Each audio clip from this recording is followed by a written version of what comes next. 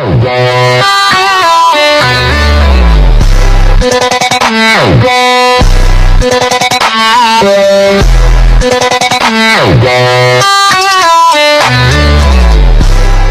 in late 2024, I made a video about Lando Norris and his tendency to completely fumble any championship winning positions. This ended up being my best performing video to date, but towards the end of the season, Norris finally stepped up and did what he needed to do and claim the Constructors' Championship, whilst Piastri decided to commit unspeakable acts on the rear of Franco Colapinto in Abu Dhabi. He made a lot of mistakes in 2024, but it was Norris's first time in the title battle, up against Max Verstappen of all people. So, to be honest, despite the video I made, these things could be excused. McLaren was at the forefront of the field and on an upward trajectory since 2023. However, with new regulations in 2026 set to shake up the field, 2025 will be the last real opportunity for a guaranteed fight at the front for McLaren and Norris, and therefore, this year would have to be faultless from them to guarantee a championship win. This was confirmed when McLaren posted the quickest times in testing, and it was clear that they had the fastest car, essentially making the title fight between Norris and Piastri. Norris had beaten Piastri pretty comfortably in both seasons that they were together, despite a mid-season scare in 2024. So, all in all, it looked pretty certain that Norris would finally get his problem together and show his pace that he displayed in 5 races in 2024 to win the World Drivers' Championship. So why am I making this video? Well, these 5 races haven't exactly been smooth sailing for Norris. So, in this video, we will go through the first 5 races plus a sprint and see what has really gone wrong for Lando. And as always, if you like these type of videos, feel free to like and subscribe. It's only 2 buttons and it really helps the algorithm reach more people. So hello everyone, I'm TMWF1 and let's talk about Lando Norris. Again.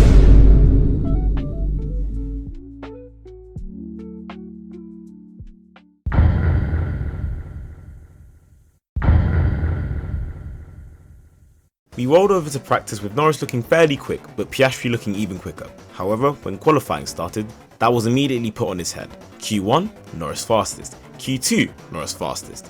And as we rolled around to Q3, it looked like Norris was set to bottle again, losing his lap time because of a track limit violation that cost him provisional pole. But as we got to the final runs, Norris showed that he had learned from his previous mistake as he took pole with only 1 lap in Q3 set from his teammate Piastri. But as is the case with Norris, job's not finished. The most daunting part of the weekend came around, the race start. Would Norris finally break his curse of losing pole at turn 1? It's out and away we go, and it's Lando Norris tiptoeing away from the start. Max Verstappen getting very keen with the pole sitter. Into turn 1 we go. Norris is ahead of Piastri.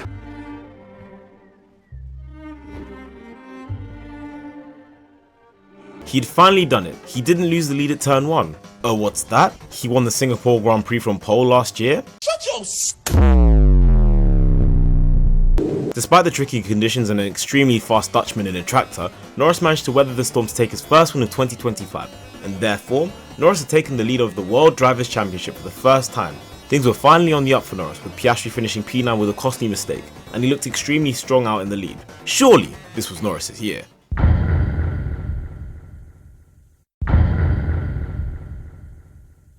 At the Chinese Grand Prix, McLaren still seemed to have the quickest car, with Norris topping the timesheets in the only practice session of the weekend.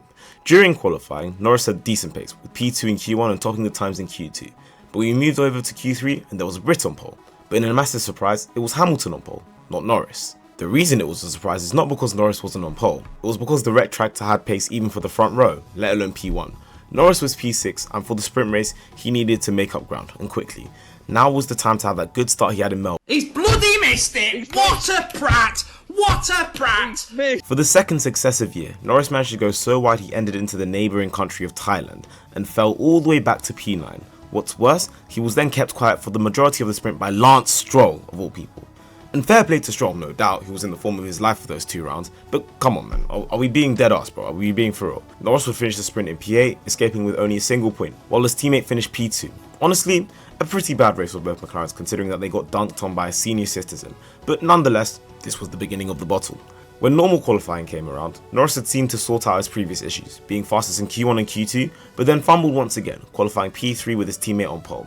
He finally managed to have a good start in China to get into P2, but was pretty much pocketed by Piastri, finishing nearly 9 seconds behind the Australian. Norris still left China with his championship lead intact thanks to Piastri's P9 finish in Australia, but the cracks were showing. Japan was next, and Norris needed to have a good performance to solidify his lead again.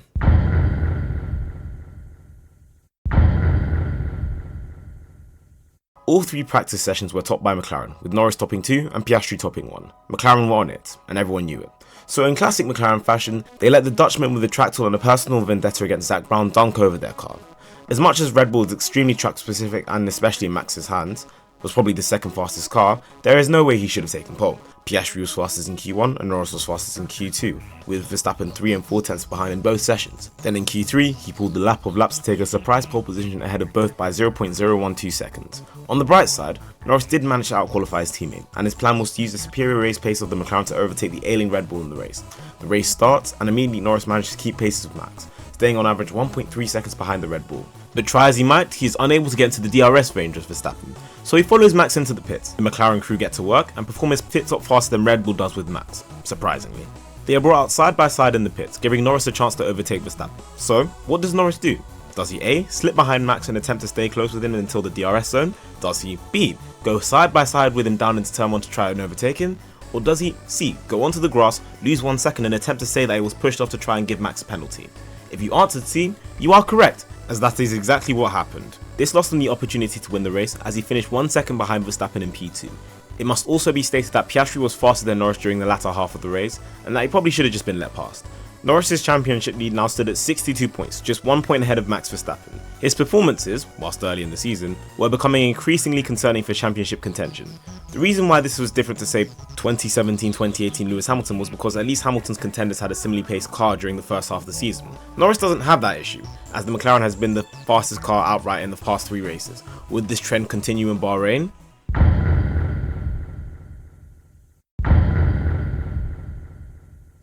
Yes it would. Once again, McLaren would top all 3 practice sessions, Piastri with 2 and Norris with 1. Piastri was on pace, and this translated into qualifying. Norris would top Q1 but was never seen at the top again. In Q3, despite Norris reaching P3 in his first run in Q3, he was unable to improve and finish P6 in qualifying, with his teammate with 4 years less experience taking pole position for the second time. Honestly, it looked embarrassing. Norris was getting shown up by a guy who was meant to be a number 2 for him at McLaren. Me personally, I wouldn't take this level of disrespect. If Norris was to keep his championship lead intact, he would have to finish at least P4 ahead of Verstappen. The lights went out and Norris had an amazing start, going from P6 to P3 by turn 4, an amazing getaway. The thing is, the only reason why the start was so good was because he did a Bianca Bustamante on the grid. I butchered that. Flip! Anyways, he was outside his grid box and therefore got a 5-second penalty. He would have to fight his way to the podium, coming out of the pits in P5 after a safety car. After a brief battle with Hamilton for P4, Norris would be on the back of Leclerc for P5. What he needed was a quick overtake to try and chase the Mercedes of Russell in P2. Norris then decided to do a Brazil 2024 and lock up into turn 1, losing him a second. He was able to get past Leclerc 2 laps later, but then was pocketed by Russell on 20-lap old softs, eventually finishing P3. All in all, a decent comeback all things considered, but with his championship lead cut down to 3 points from his teammate Piastri after a dominant win, Norris would need a clean weekend and a win to maintain his championship lead.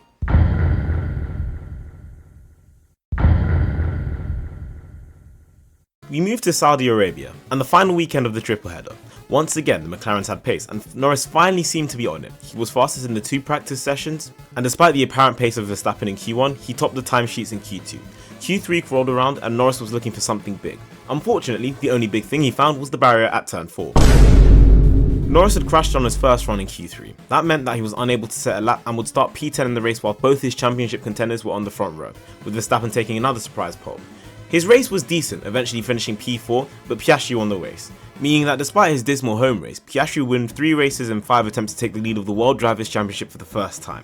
This weekend, in my opinion, showed how pressure affects drivers. Norris knew he had to win to keep his championship lead intact, yet crashed when it really mattered. Ever since round 1, Piastri has been rapid with the exception of the Australian Grand Prix, and is looking more and more like a championship contender than Norris is. It's also evident that Piastri has more confidence in the car and in himself, as we rarely see him complain about the car's performance or drivability in contrast to Norris' statement both in and out of the car. I know it's only round 5, but it looks more and more obvious that Norris either doesn't have the confidence to compete for the championship or the mentality, of which Piastri and Verstappen both have. For the sake of a good title fight, I do want Norris to be up there with Piastri and Verstappen in race trim, but he just seems to put himself down at every opportunity, which can't be good in the long term for him. We'll just have to wait and see if he improves. But where do you guys think Norris will finish? Let me know in the comments below. Have a wonderful day, and goodbye. But I'm not done yet.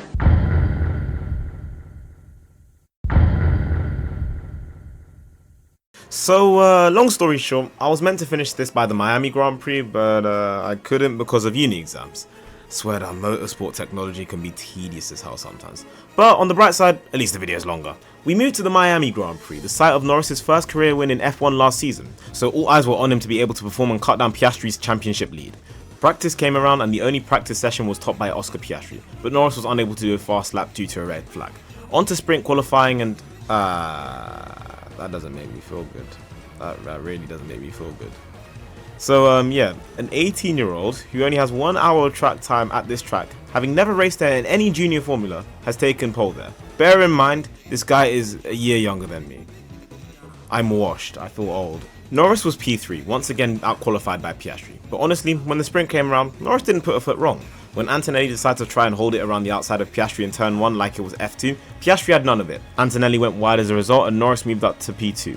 Behind them, absolute chaos ensued in the rain as Verstappen and Antonelli collided in the pit. Hamilton Ferrari pitted early for slicks, which actually was a great strategy call, and utter chaos happened in the midfield. The battle for the lead didn't heat up until around lap 13, where Piastri and Norris got extremely close to each other, with Piastri having to cut this corner to stay ahead. Hamilton's pace was actually alarming for once, so McLaren decided to box Piastri at the end of lap 13, with Norris coming in a lap later.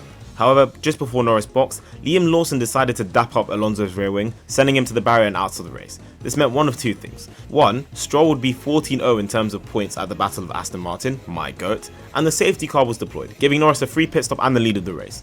The race would finish under the safety car, meaning Norris would win the sprint race and reduce the championship lead to 9 points. This was a pretty flawless performance from Norris, it had to be said, and I was fearing for the relevancy of this video. Thankfully, normal qualifying was up next, and new father Max Verstappen decided to cook everyone to take pole position. Norris did outqualify Piastri by 2 places, however, so not much was lost. All he had to do was get past Max, a feat easier said than done, but he knew the placement of the McLaren was superior, so as long as you don't, get pushed off the track, he shouldn't be fine. Norris was now P6, and as much as I think that it was crazy that Verstappen didn't get a penalty for this, Norris was too impatient and lost 4 places as a result. He fought his way up to P3, but was behind Piastri and Verstappen. Piastri dispatched Verstappen in 2 laps with urgency, but it wouldn't be as easy for Norris, overtaking Verstappen off track and having to give the place back. He would finally get past Verstappen on lap 18, but by then Piastri was 9 seconds down the road. He brought the gap down to 4.5 seconds, but it wasn't enough as Piastri would win the Miami Grand Prix from 4th on the grid and extend his championship lead to 16 points. Despite Norris having a solid race, costly mistakes and missed opportunities meant that he would lose further ground in the championship when he really should have brought the gap down to 2 points. But who knows, there's still a long way to go in the championship. But all I'm gonna say is, big man thing, yeah? It's not looking good, bruv.